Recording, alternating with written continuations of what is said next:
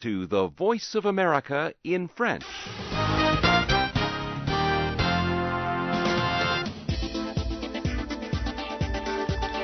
Bienvenue, La Voix de l'Amérique, service francophone vers l'Afrique. Tous les matins du lundi au vendredi à 5h30 temps universel et tous les soirs à 18h30 TU et sur internet à www.lavoixdelamérique.com.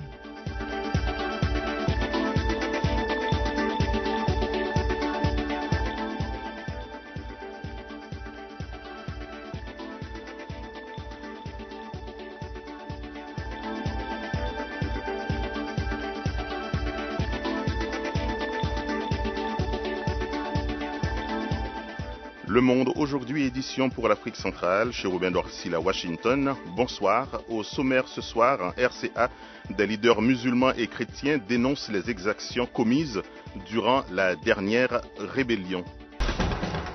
La Voix de l'Amérique, Bangui 101.7 FM. Retour ce soir sur les déclarations du secrétaire d'État adjoint américain pour l'Afrique, Johnny Carson, qui a dit lundi au centre de réflexion Brookings Institution, ici à Washington, que l'administration Obama est en faveur d'un processus de paix international sous l'égide de l'ONU pour la République démocratique du Congo. Pour l'homme politique congolais et ancien candidat à la présidence, Georges Alula, une démarche précise de Washington visant directement les auteurs des crises multiples dans l'Est congolais est de toute urgence.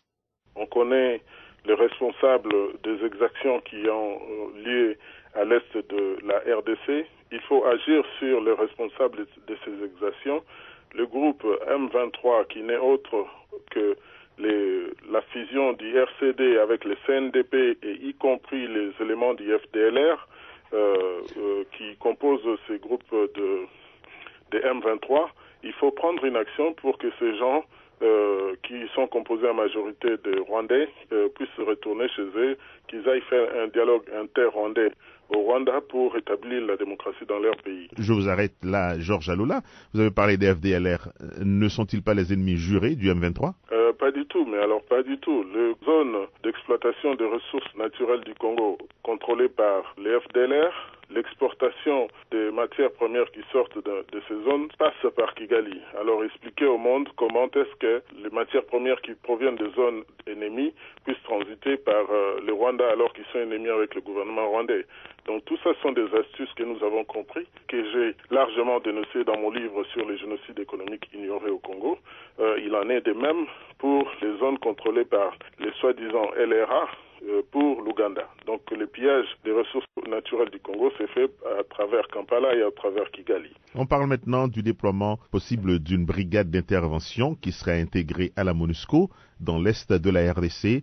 Une idée positive selon vous ? C'est voué à l'échec parce que la MONUSCO, avec un mandat révisé, peut entrer en guerre et défendre les territoires congolais contre ces forces dont on connaît leur localisation. Quelle devrait être, selon vous, la démarche de l'administration Obama vis-à-vis de la RDC ? D'abord, il faut arrêter les négociations des Rwandais du M23 qui sont autre chose que un groupe de terroristes avec la partie dite congolaise qui est totalement handicapée. Donc il faut déclencher, comme j'ai dit, les retours des militaires du M23 chez eux au Rwanda, Burundi et en Ouganda. Ça, c'est la première chose.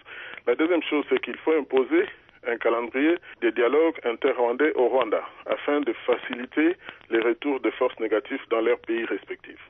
Et je dirais, il faut rétablir le leadership congolais à la tête de la RDC. Si on regarde ce qui se passe au Mali, la victoire de la France, de l'armée française au Mali, montre un exemple de leadership à suivre. La femme malienne qui a sauté sur le coup du président François Hollande est un bel exemple que nous pouvons espérer voir au Congo.